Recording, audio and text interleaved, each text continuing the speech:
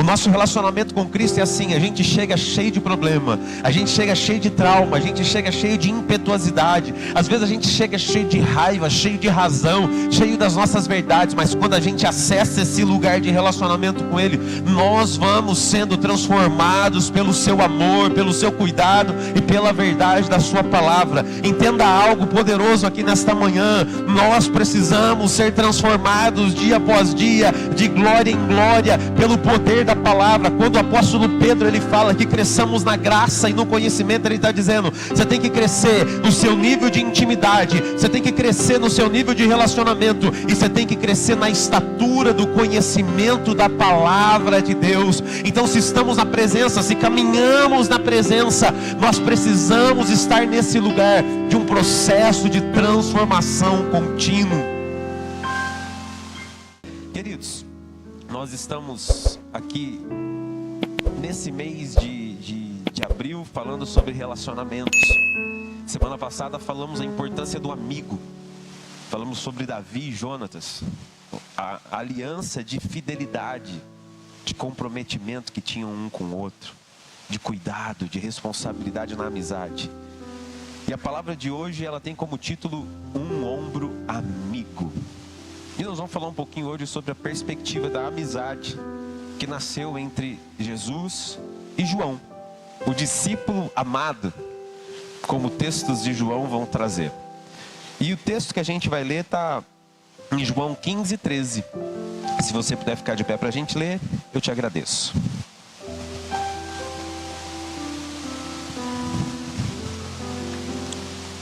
Livro de João, capítulo 15, versículo 13. Esse texto aqui não está aparecendo mesmo, né? Não deu certo, né? Ah, beleza. Não existe amor maior do que dar a vida por seus amigos. Vocês serão meus amigos se fizerem o que eu ordeno. Já não os chamo de escravos, pois o Senhor não faz confidência a seus escravos. Agora, vocês são meus amigos, pois eu lhes disse tudo o que o Pai me disse. Pode se assentar, fechar a sua Bíblia e os teus olhos. Espírito Santo, fala conosco, fala no nosso coração. Possamos crescer na graça, no conhecimento e no entendimento da Tua Palavra. A liberdade, a legalidade do Teu Espírito Santo aqui nesta manhã. Que nós possamos ser ensinados, instruídos, corrigidos. E que sejamos alimentados segundo a verdade do céu. Que possamos, ó Deus, crescer na graça e no conhecimento. Em nome de Jesus. Amém. Deus abençoe. Obrigado. Quando eu olho para a história de João, o discípulo, eu vou tentar entender um pouquinho da personalidade dele, porque alguns pontos de participação dele dentro das narrativas do Evangelho, vou mostrar que João, ele era uma pessoa daquela que a gente hoje definiria como intensa. Apesar de ser o discípulo amado, e biblicamente ser o discípulo que mais fala, né, nos evangelhos a respeito do amor, João era alguém de uma personalidade intensa. Ao traçar uma linha de comportamento sobre João, a gente vai aprender que João era aquele cara que, em tudo que ele se envolvia, ele se doava 100%. Sabe aquilo que não existia meio termo? É para deixar eu deixo, é para ir eu vou, é para falar eu falo, é para estar junto eu estou. E a gente sabe que nem todo mundo consegue ser assim. Nem todo mundo consegue ser 100%. Tem gente que até começa 100%, mas vai passando o tempo, vai perdendo o ânimo, vai perdendo a força, o gás, né? A gente brinca, a gente diz num termo muito popular, que à medida que a gente vai fazendo as coisas, às vezes a gente vai perdendo o gás. Isso acontece porque a gente não entende que quando nós nos dispomos a fazer algo, seja em qualquer nível, a gente vai enfrentar desgastes. E a gente tem que entender que a gente precisa recompor as nossas forças.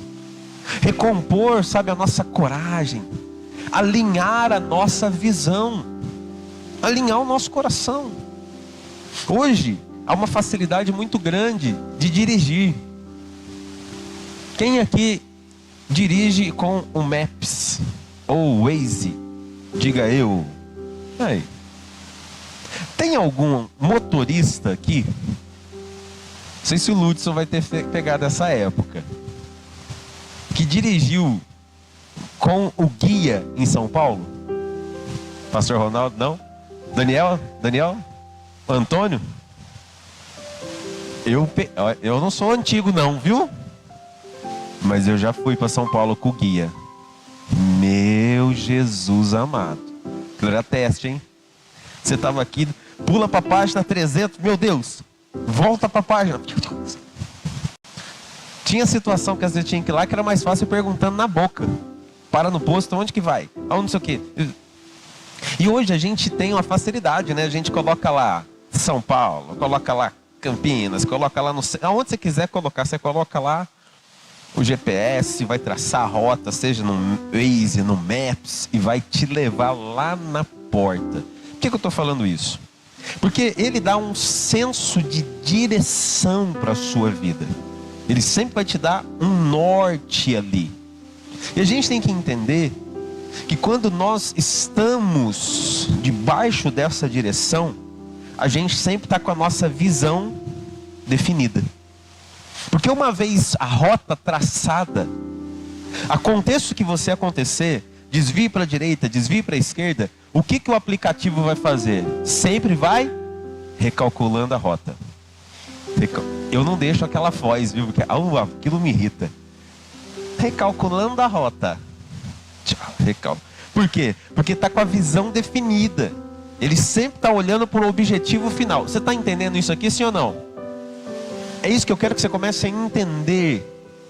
Na nossa vida cristã, no nosso relacionamento com o Senhor, a gente tem que ter alvo. A gente tem que ter um olhar fixo naquilo que a gente está construindo, naquilo que a gente quer viver. Porque aconteça o que acontecer no meio do caminho, a gente sempre vai voltar para a rota, a gente sempre vai voltar para o caminho. E a gente vai aprender que na construção da nossa vida, a gente vai enfrentar inúmeras situações que nos desgastam. Pensa comigo. Quem trabalha, que às vezes você trabalha com máquina, você trabalha operando uma máquina numa indústria, alguma coisa assim. Mas quem trabalha com pessoas com atendimento ao público, diga amém. Que Deus te abençoe. Deus te renove. Mas quem trabalha com atendimento ao público vai saber que tem dia que quando aquele cliente entra na loja, você só fala assim: me dá graça, Senhor. E sorriso no rosto, né? Graça, Jesus, me dá graça, só graça. Nem força não, Senhor, só graça. Porque tem relacionamentos profissionais que desgastam a gente, que pesam. Tem dia, marido, esposa, todo dia você está 100% feliz com o seu marido, a sua esposa? Se você tiver, me dá a receita. Porque tem dia que a minha mulher acorda brava comigo e eu não sei nem o porquê. Quando a resposta já vem atravessada, eu já falo: tchau, obrigado. Eu nem sei o porquê. Aí fala mal da mulher, fala, cair do púlpito, da tela lá no chão. Mas por que eu estou trazendo isso? É porque a gente vive em inúmeros níveis de relacionamento que nos cansam, nos desgastam. E aí a gente acha que na igreja não vai cansar e não vai desgastar. Aí a gente acha que o relacionamento com irmãos da igreja não vão cansar a gente, não vão desgastar. E a gente acha que no nosso relacionamento com Jesus, em algum momento a gente também não vai cansar ou não vamos nos desgastar. E isso acontece porque somos frágeis, porque somos suscetíveis a falhas, porque nos magoamos, porque nos ofendemos, porque cansamos. Isso é o que nós somos. Isso é o que acontece conosco por quem nós somos. É por isso que a gente tem que ter um entendimento que é preciso aprender a recompor as forças, a renovar o seu coração, mas sempre mantendo o foco, sempre mantendo a visão alinhada. E quando a gente mantém o foco e a visão alinhada, a gente vai tendo o nosso coração cada dia mais moldado, mais transformado, mais aperfeiçoado segundo a palavra. Olha o que acontece em Marcos 3,17. Marcos 3,17, quando Jesus chama João e Tiago, ou Tiago e João. Marcos 3,17 é o momento da chamada, olha aqui. Tiago e João, filhos de Zebedeu, os quais Jesus deu o nome de Boanerges, que significa, vamos comigo? Uma personalidade amável, né? Personalidade calma, personalidade tranquila. O Senhor definiu Tiago e João, seu irmão, como filhos do trovão. Então uma personalidade marcante, forte, intensa, ao ponto de um dia Jesus não se aceita num lugar, Tiago e João olhar para Jesus e falar assim: o Senhor quer que a gente ore e peça fogo do céu para acabar com todo mundo? Caminhando com Jesus, caminhando com o mestre. Mas João teve um alvo. João decidiu construir algo com Jesus que os outros discípulos não conseguiram. Caminharam com ele, estiveram com ele, mas somente João é quem construiu um nível de intimidade e de acesso ao coração do mestre, a quais os outros não conseguiram. João foi aquele amigo que sentava perto, que estava do lado. Quando todo mundo fugiu, porque Jesus foi preso, quem entrou no lugar onde Jesus estava preso foi João, que bateu na porta e disse: deixa eu entrar. Todo mundo escondido com medo de ser preso e morto, João está lá até o último instante, até o último momento. A personalidade intensa e marcante de João resultaram para ele no Novo Testamento 5 livros. Do Novo Testamento, 5 livros são de autoria dele. O Evangelho segundo João, a primeira, a segunda e a terceira epístola de João, e um dos livros mais emblemáticos que fala a respeito do futuro e da definição da nossa vida na eternidade, o livro de Apocalipse. João foi extremamente relevante na propagação do Evangelho. Podemos dizer que João foi grande em seu relacionamento com o Senhor, mas grande na forma com que ele apresentava o Evangelho. A forma com que ele se relacionava com Jesus foi intensa, foi verdadeira. E acredito que foi exatamente por ser quem ele era, é que ele alcançou coisas que os outros não alcançavam. Você já deve ter ouvido uma colocação que durante um tempo se citou muito, que nós acabamos nos tornando a média das pessoas que nós convivemos. E de fato é isso. E esses dias eu pregava e dizia sobre o poder que os ambientes têm de influenciar o nosso coração. E a gente olhar para a vida de João, a gente vai ver exatamente isso. João era intenso, forte, determinado, talvez impetuoso em algumas coisas, porque era o ambiente que ele convivia. João era pescador. João era de uma aldeia de pessoas trabalhadoras braçais, conhecidas por serem um pouco mais rudes no trato, na fala, na forma de viver, porque o ambiente em que ele transitava exigia isso dele. Ele precisava lidar com o negócio, com o comércio, ele não podia ser passado para trás. Ele tinha que lidar com Roma, que cerceava até mesmo o lugar onde eles tinham que pescar. Soldados romanos por todos os lados. Então João precisou disso. Mas quando João encontra Jesus, quando João entende quem Jesus é, e começa a se relacionar com Jesus, a forma com que ele se relaciona com o Mestre vai transformando o coração de João, vai transformando a essência dele. João encontrou em Cristo um ombro amigo. Não por uma, mas por 2 vezes nós vamos ver a Bíblia relatando que ele encostou a cabeça sobre o ombro, o peito de Jesus, como um bom amigo. no momento de pergunta, no momento de confissão, no momento de que ele abriu o seu coração. Após a ressurreição também vai ser feita uma pergunta de Pedro a respeito de João. E a Bíblia vai dizer do discípulo a qual Jesus amava. E esse amar é o amor da amizade, é o amor do relacionamento de amigo. E Jesus vai responder para Pedro sobre esse amor a qual ele tinha. E Jesus vai dizer para ele assim: e se eu quiser que ele fique vivo até que eu venha? Que ele permaneça até que eu venha? Isso depois ainda gera dúvida no coração de muita gente. Mas essa fala de Cristo está dizendo a respeito do cuidado, do relacionamento que ele tinha também para com ele. João alcançou a estatura de amigo.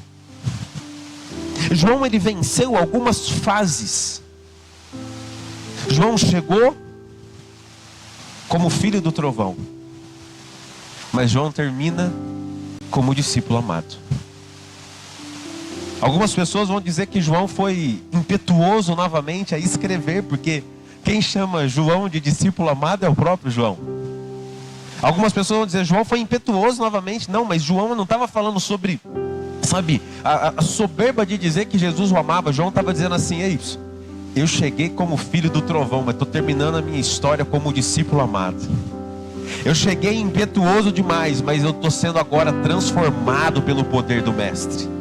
O nosso relacionamento com Cristo é assim: a gente chega cheio de problema, a gente chega cheio de trauma, a gente chega cheio de impetuosidade, às vezes a gente chega cheio de raiva, cheio de razão, cheio das nossas verdades, mas quando a gente acessa esse lugar de relacionamento com Ele, nós vamos sendo transformados pelo seu amor, pelo seu cuidado e pela verdade da sua palavra. Entenda algo poderoso aqui nesta manhã: nós precisamos ser transformados dia após dia, de glória em glória, pelo poder da palavra. Quando o apóstolo Pedro ele fala que cresçamos na graça e no conhecimento, ele está dizendo: você tem que crescer no seu nível de intimidade, você tem que crescer no seu nível de relacionamento, e você tem que crescer na estatura do conhecimento da palavra de Deus. Então, se estamos na presença, se caminhamos na presença, nós precisamos estar nesse lugar de um processo de transformação contínuo. Nós precisamos disso.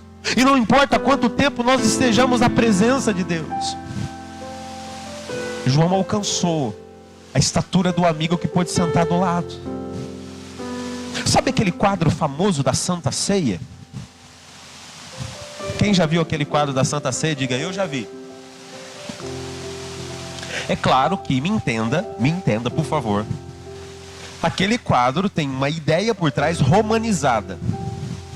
Por que romanizada? Porque é Roma quem pinta Jesus clarinho, branquinho, de olho claro, com seus cabelos lisinhos. E a gente bem sabe que as pessoas da região de Jerusalém, de Israel, não têm aquele biotipo.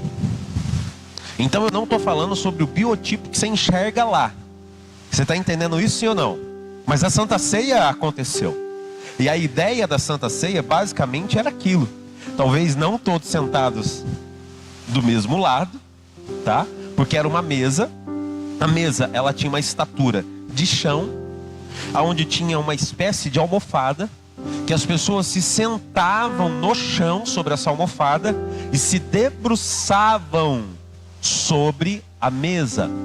E as pessoas não tinham talher, e elas comiam com porque a comida daquela época ou era carne, ou era um pão, era uma fruta seca. É diferente do que a gente come hoje. Você entende isso ou não? Sim ou não? Comida de um judeu basicamente era aquilo. Então preste atenção. Era mais ou menos assim, ó. Imagina que eu não vou fazer porque o ciático não me permite, tá bom? Mas entenda. Imagina que Jesus está lá sentadinho, e para comer ele tem que debruçar com a mão esquerda, e a comida está aqui. Então, tecnicamente, mesmo que não quisesse, ele ficaria de costa para o outro. E quem estava aqui do lado dele era a pessoa que tinha a maior honra. Numa mesa, o principal da casa sentava nessa visão, olhando para lá no meio. Então era o lugar que Jesus estava. Quem sentava de frente com ele era a pessoa que tinha, depois daquele que sentava no centro, a maior honra, maior intimidade. E quem estava do lado dele? João. Filho, sobe aqui rapidinho para a gente exemplificar, vem cá.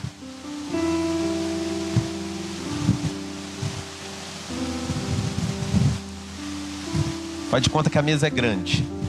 Fica igual eu tô aqui. Isso aqui, ó. Então olha aqui, ó. Você consegue entender o tipo de relacionamento, sim ou não? Agora imagina assim, quando você tem uma amizade, você está naquele momento, você está dando risada, e quem é amigo sabe, né? Hoje a gente não tem esse costume, mas era mais ou menos assim, ó, se ele quisesse falar algo particular, olha o que acontecia. Vem falar algo no meu ouvido. Aonde ele encostava? Na onde ele encostava? Vocês estão entendendo a dinâmica, sim ou não? Quer dizer, falar, João encostava no peito de Jesus, falava assim, né? Não é isso. A Bíblia vai narrar que isso acontece quando eles estão sentados à mesa. É isso aqui, ó. Relacionamento. Ó, fala aqui de novo, ó. Tá perto. Tá conversando. Sabe qual que é a prova bíblica disso? No texto é qual Pedro vai perguntar: quem é a pessoa que vai trair? Porque Jesus vai falar assim: entre vocês está um traidor. Um traidor. E todo mundo ficou assustado. E Pedro está na mesa, mas não pergunta para Jesus. Ele não pergunta para Jesus. Ele olha para João. Porque João é quem tem. João é quem tem o quê? Acesso, gente. Intimidade. Você consegue entender isso, sim ou não? Tem um monte de gente na mesa, mas quem está próximo? Quem está próximo? Então Pedro fala para João: pergunta para ele quem que é que vai trair. Pergunta para ele. E João agora tem acesso para chegar para o mestre e falar assim: mas quem vai te trair? É quando Jesus fala: quem eu molhar o pão no vinho me der de comer. Obrigado, filho, te abençoe. Vou precisar de você à noite, tá? Você fica lá na frente, tá bom? É esse tipo de lugar que a gente tem que entender, que nós precisamos estar. O lugar da intimidade, o lugar onde as coisas são reveladas. O texto base que a gente leu, vamos colocar de novo, não está nem na sequência, Livinha, mas coloca para mim o versículo 15 do capítulo 15 de João, João 15:15, que é o nosso texto base, só ele. Vou atrapalhar a sua vida um pouquinho, mas só um pouquinho só, Livinha. João 15:15. Quiser ir direto, não tem problema, mas só para a gente deixar isso muito claro aqui, ó. Foi? Agora foi, olha lá. Já não os chamo de escravos, pois o Senhor não faz confidência a seus escravos. Agora vocês são meus, pois eu lhes disse tudo o que o Pai me disse. Então Jesus está dizendo assim: eu quero confidencializar coisas ao seu coração. Eu quero falar com você de formas que eu não falo com outras pessoas. Eu quero trazer coisas ao seu coração que eu não vou contar para mais ninguém. Então ele está dizendo: tudo que o Pai me falou, eu quero contar para vocês. Eu quero revelar para vocês. Eu quero trazer ao coração de vocês. Mas aonde a gente precisa estar? No lugar de amigos, no lugar do relacionamento.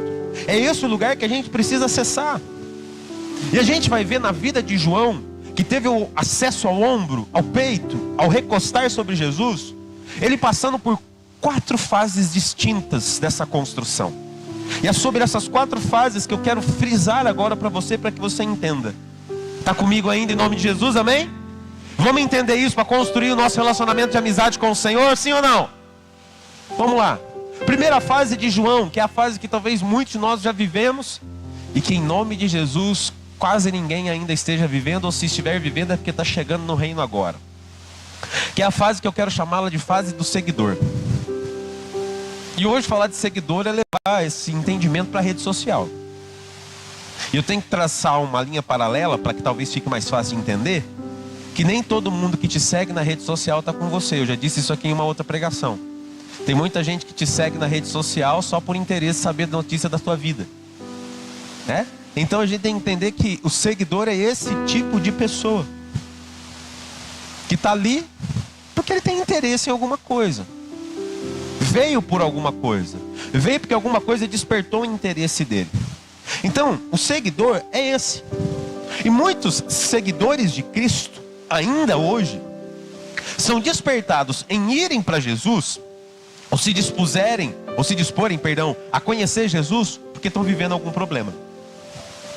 Tem um interesse em buscar Jesus porque estão doentes, porque estão com crise na família, porque estão com crise financeira, porque estão depressivos. E no momento de dor, de necessidade, Essa pessoa, ela ouve que Jesus pode mudar a história dela. E esse é um momento que nós somos atraídos a Jesus. Nós somos levados a Ele porque entendemos que Ele se torna a fonte de tudo que nós precisamos. Você entende isso, sim ou não? Então sim, a gente chega doente até Jesus e Ele nos cura. A gente chega oprimido, Ele nos liberta. A gente chega cheio de pecado, Ele nos limpa, nos perdoa, nos renova. A fase do seguidor todos nós já vivemos. Em algum momento nós éramos apenas seguidores. O seguidor é aquele que chega por um interesse, porque algo foi despertado no seu coração. A grande questão é, ainda que eu venha como um seguidor, eu não posso permanecer apenas como um seguidor. Porque se eu decidir ser apenas um seguidor, eu vou ser aquilo que a Bíblia chama constantemente de multidão. Aquele que vem e vai com a mesma facilidade. O seguidor, multidão, é aquele que vem para ser abençoado. Ele é abençoado, ele vai embora. O multidão, o seguidor, ele se move no movimento. Tem uma igreja relevante bombando agora, vai para lá. Passa 2, 3 anos naquele lugar, não é mais novidade. Agora migra para outra igreja. Passa mais 2, 3 anos lá, abre outra igreja, migra para outra igreja. Porque está atrás do movimento, está atrás do momento, está atrás da circunstância. A semana do milagre, vai na semana do milagre. Semana da libertação, vai na semana da libertação. Fulano vai estar não sei o quê. Imagina um quadro comigo da seguinte maneira. Quem aqui faz comida em casa? Almoço e janta, diga amém. Agora imagina você todo dia ir lá com o maior amor do mundo preparar o almoço, preparar o jantar, todo dia. E um dia seu filho fala assim: eu vou almoçar na casa do fulano. Aí no outro dia o marido fala assim: eu vou jantar na casa da mamãe. Eu vou fazer isso. E todo dia que você prepara com muito zelo aquele alimento, sempre vai ter alguém que não está sentado na mesa. Porque sempre vai ter uma desculpa para não estar com você. No final das contas, qual que é o sentimento que você vai ter? Tá faltando alguma coisa aqui? A comida que eu estou fazendo está ruim? Tá faltando alguma coisa nessa mesa? Porque é o sentimento que a gente tem. Porque se você prepara com amor, prepara com cuidado, prepara com carinho, o que é aquilo que você espera? Reciprocidade. Sentar na mesa, estar junto, honrar o teu ato de amor em ter dedicado tempo de preparo. Numa analogia muito simples, tem muita gente fazendo isso no reino. Não consegue se firmar numa igreja para ter alimento espiritual sólido. Aí vem aqui na igreja, mas vai na campanha da libertação. Vem aqui na igreja, vai na corrente não sei do que. Vem aqui na igreja, vai na outra igreja lá. Vem aqui na igreja, vai na outra igreja lá. Presta atenção no que eu vou dizer. Nós todos fazemos parte do mesmo corpo que é o corpo de Cristo. Amém, queridos? Amém ou não? Todos nós fazemos. E não há problema nenhum em um determinado momento nós termos comunhão com outros irmãos de igreja. Longe disso, pelo contrário. Eu sou um dos maiores incentivadores em termos comunhões com outras denominações e ministérios. Sou chamado para pregar em um monte de denominação e eu vou com a maior alegria do mundo. E chamo pastores de outras denominações para vir pregar na nossa igreja. Já fiz isso muitas vezes. Mas eu tenho que entender aonde que é que eu estou me alimentando de verdade. Eu não vou deixar de comer uma comida na minha mesa para comer na mesa do vizinho, para comer na casa do outro, porque eu sei aonde eu estou me alimentando. E a gente tem que ter esse entendimento no reino espiritual. Da onde eu estou me alimentando? O que está enchendo o meu coração? Porque senão eu vou ficar nesse movimento. Nesse movimento. Escute o que eu vou dizer para você. Com muito amor, a gente precisa criar raízes. A gente precisa criar raízes, a gente precisa fincar as nossas estacas. A gente precisa solidificar os nossos pés. Eu acredito que em algum momento Deus vai transicionar algumas coisas na nossa história, sim. Não tenho dúvida disso. Mas a transição não vem para nos fazer itinerantes. A transição vem para nos fazer constantes. Estou mudando a tua estrutura, estou mudando a tua posição, estou mudando a tua cidade, estou mudando isso para que você finque os seus pés nesse lugar. Para que você finque os seus pés nesse lugar. Tem gente que Deus transiciona, tem gente que Deus coloca para sempre naquele lugar. Vou dar um exemplo pessoal. Eu nasci e cresci dentro da igreja do Evangelho Quadrangular. Meus avós eram da fundação da igreja no Brasil, que era aqui de São João da Boa Vista. Meu avô foi um dos pedreiros que ajudou a construir a primeira igreja do Brasil, que é aqui. Eu nasci e cresci e fiquei 37 anos nessa igreja. Nunca me imaginei fora. Nunca flertei com outro ministério. Nunca me imaginei em outro altar pregando. Nunca pedi para ser pastor, presidente de ministério, nem nada. Nunca briguei com o meu pastor. Nunca desrespeitei. Nunca me levantei. Nunca, sempre fui um cara com coração temente, obediente. Mas lá em 2019, Deus mudou a nossa trajetória. Deus mudou a nossa rota. E doeu demais em mim. Porque, meu Deus, eu não quero. Mas eu estou mudando. Eu estou te tirando. Eu estou te transicionando. E Deus nos transicionou e hoje nós somos Batista Legacy. Mas Deus transicionou a minha vida para que a gente pudesse construir algo sólido debaixo de uma visão, debaixo de um direcionamento, da construção de um legado de Cristo. Amém, queridos? Amém ou não? É isso que eu quero que você entenda. E aí eu vou concluir essa linha de entendimento falando dos meus avós. O meu avô conheceu Jesus na igreja Evangelho Quadrangular e quando ele morreu, estava na igreja Evangelho Quadrangular. A minha avó conheceu Jesus na igreja do Evangelho Quadrangular e quando morreu, mais de 50 anos de evangelho na mesma igreja e na mesma denominação. Morreu na igreja do Evangelho Quadrangular. Então por isso eu tenho um carinho gigantesco por essa denominação. Mas Deus me transicionou com a minha família para que nós vivêssemos o que a gente está vivendo hoje. Você entende isso, sim ou não? Sim ou não? Mas Deus nos transicionou para que a gente crie raízes para o reino. Se eu fosse apenas um seguidor, eu já tinha parado lá atrás, porque as coisas não fluíram do jeito que eu queria. A multidão veio e a multidão foi. O seguidor veio e o seguidor foi. Mas os discípulos permaneceram ao lado dele. Os discípulos estavam com ele.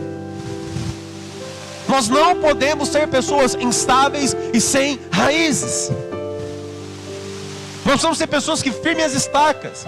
Irmão, se Cristo voltar, mas daqui 10 anos, daqui 20 anos, daqui 30 anos, tem que ter no seu coração: se eu estou sendo abençoado nesse lugar, se Deus está edificando o meu coração nesse lugar, eu vou criar raízes nesse lugar, para que os meus filhos, os meus netos, a minha família esteja no reino servindo nesse lugar. Eu preciso entender isso. Olha o texto de Mateus capítulo 4, versículos 21 e 22. O momento da chamada de João. Pouco adiante viu outros dois irmãos, Tiago e João, consertando redes num barco com o pai Zebedeu. Chamou-os e eles também o seguiram de imediato, deixando para trás o barco dele. Então o momento da chamada é o momento que a gente deixa um monte de coisa para trás, porque aquilo impactou o nosso coração. Nossa, Jesus é o que eu preciso. Jesus é tudo o que eu preciso. Mas a gente vai aprender que eu não posso ser só seguidor. Diga para alguém assim: você não pode ser só seguidor. Sabe por quê, irmãos? O seguidor, ele é raso. O seguidor, ele não dá fruto. Olha esse texto de João capítulo 15, dos versículos 1 a 4. João 15, do 1 ao 4 vai dizer assim: eu sou a videira verdadeira e meu pai é o lavrador. Todo ramo que estando em mim não dá fruto, e ele corta. Todo ramo que dá fruto, ele poda para que produza ainda mais. Vejam, Vocês já foram limpos pela mensagem que eu lhes dei. Permaneçam em mim, e eu permanecerei em vocês. Pois assim como um ramo não pode produzir frutos se não estiver na videira, vocês também não poderão produzir frutos a menos que permaneçam em mim. Então permanecer numa casa servindo ao Senhor é estabelecer aliança. Uma das coisas que essa geração mais demonstra é falta de interesse em construir relacionamentos sólidos. Essa geração nova, eu vou colocar de 40 anos para baixo, tem uma dificuldade gigante em construir relacionamentos duradouros, sólidos, porque não permanecem. Olha o que Cristo está dizendo: se você quer me seguir, você tem que permanecer em mim. E permanecer nele é ser forjado na forma de servir, é ser forjado na forma de se relacionar, é ser forjado na forma de cuidar da sua casa, do seu casamento, dos seus filhos. É permanecer, e Cristo está falando: se você começar a dar frutos, eu vou podar você para que você dê mais frutos ainda. Para que você dê mais frutos ainda. Então a gente tem que entender sobre isso. E aí eu vou te fazer uma pergunta, e seja sincero: hoje, você tem frutos na tua vida com Cristo? Você tem frutos na sua vida com Cristo? Vamos lá, frutos do Espírito. Você tem amabilidade? Você tem bondade? Você tem domínio próprio? Você tem temperança, equilíbrio? Você tem alegria? Quais são os frutos do Espírito que são visíveis na sua vida? Você já venceu algumas coisas como fofoca, mentira, ira, maledicência,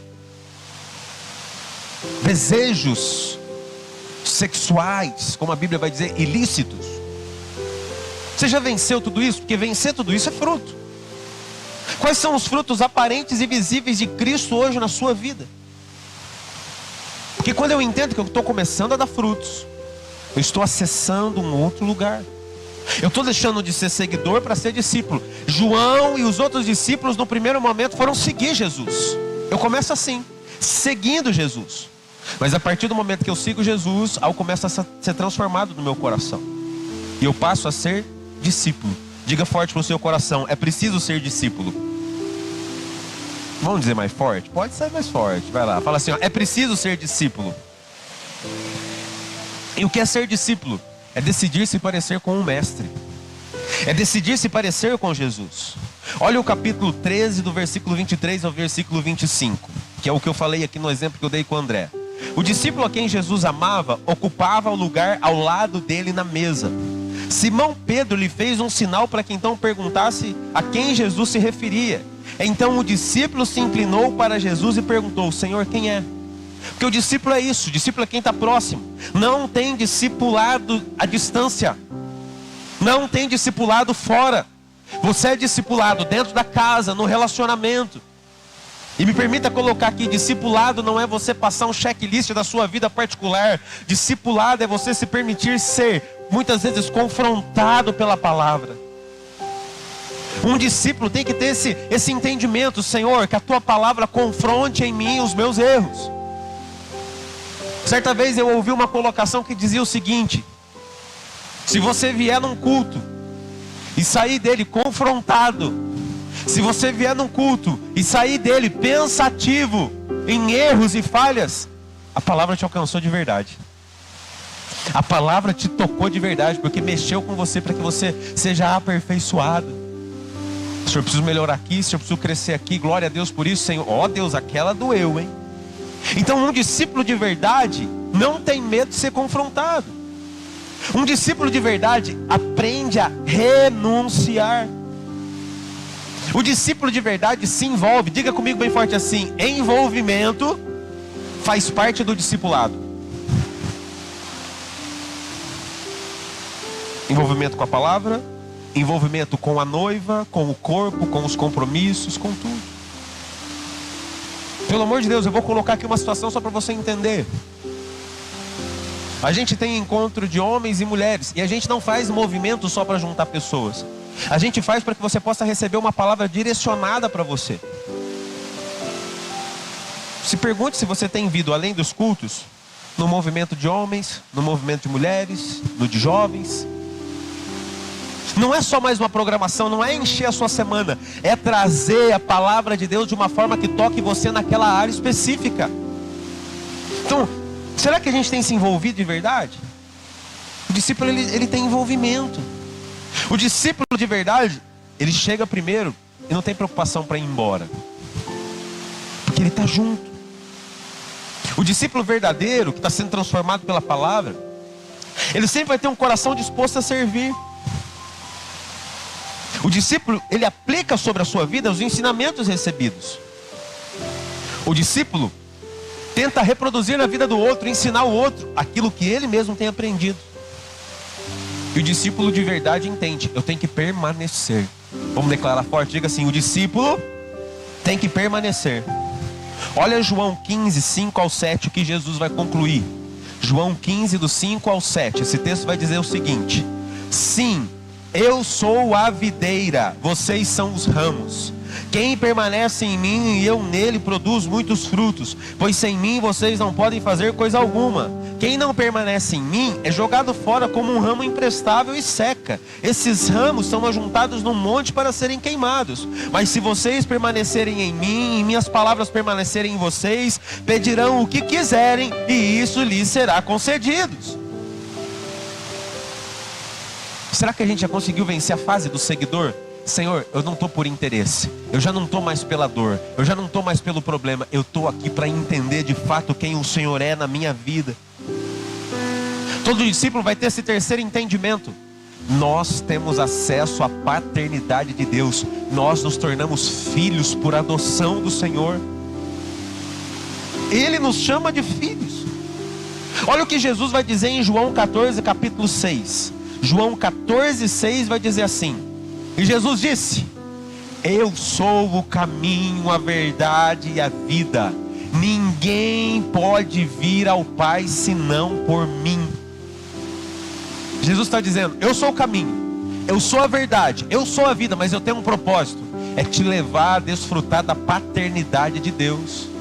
Então homens digam filho e mulheres digam filhas, tá? Diga assim, ó: eu sou filho. 1, 2, 3 e eu sou filho. E esse lugar que o Senhor Jesus veio trazer na nossa vida, e Ele apresenta isso como tal. E isso, talvez para um judeu era inconcebível. No Velho Testamento vão acontecer 8 citações de Deus como Pai. Mas quando a expressão Pai aparece no Velho Testamento, não é como Pai do relacionamento, é como Pai chefe, o Pai que tem governo, o Pai que tem autoridade. No Novo Testamento, sabe quantas vezes aparece a palavra Pai? 272 vezes.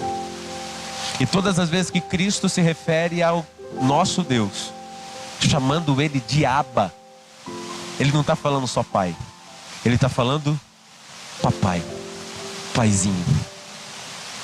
Como uma criança, como as nossas crianças às vezes nos chamam de pais, papai, paizinho.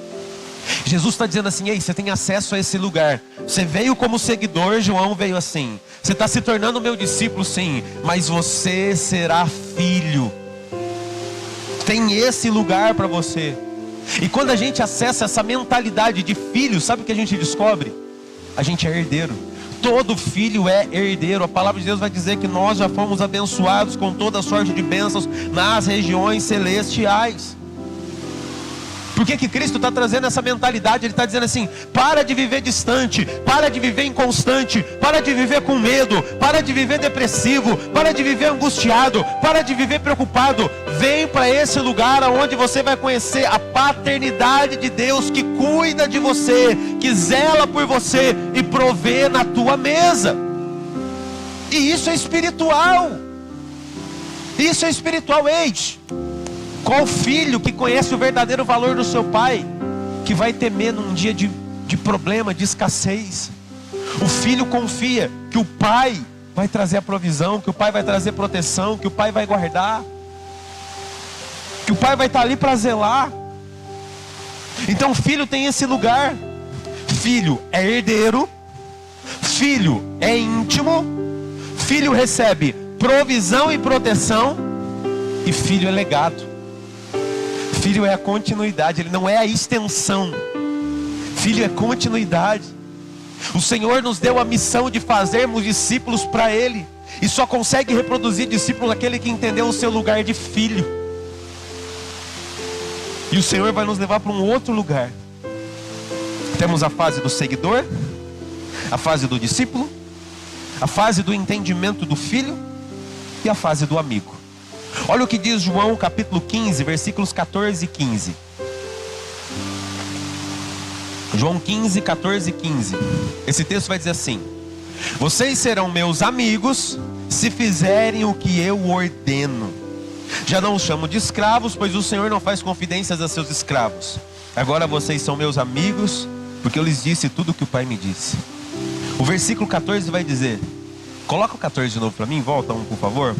Vocês serão meus amigos se fizerem o que eu ordeno. A amizade com Cristo, ela é condicional. A amizade com Cristo não tem jeitinho. A amizade com Cristo não é você fazendo do seu jeito, não é você fazendo do seu entendimento, é você obedecendo ao Senhor. Nossa amizade com Cristo vai fluir à medida que a gente tiver uma resposta de confiança no relacionamento com Ele, de obediência à sua palavra. À medida que eu obedeço, à medida que eu renuncio, à medida que eu cresço, eu me torno amigo do Senhor. João acessou esse lugar da amizade, do relacionamento. João acessou esse lugar do cuidado. Ele se sentou na mesa no lugar da honra, ao lado dele, mais próximo, falando com ele. Ei, esse lugar está acessível para você hoje. Esse lugar está acessível para você hoje. Esse lugar hoje não é exclusividade de João mais. Esse lugar é para todo mundo que quer. É para todo mundo que quer acessar. Talvez tem coisas que hoje você precisa estar sabe assim, ó, ali frente a frente com Jesus para falar para Ele. Senhor, essa é a minha dor.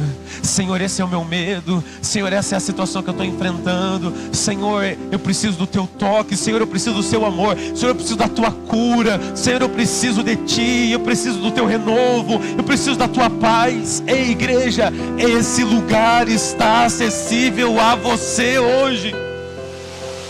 O ombro dele está acessível para você.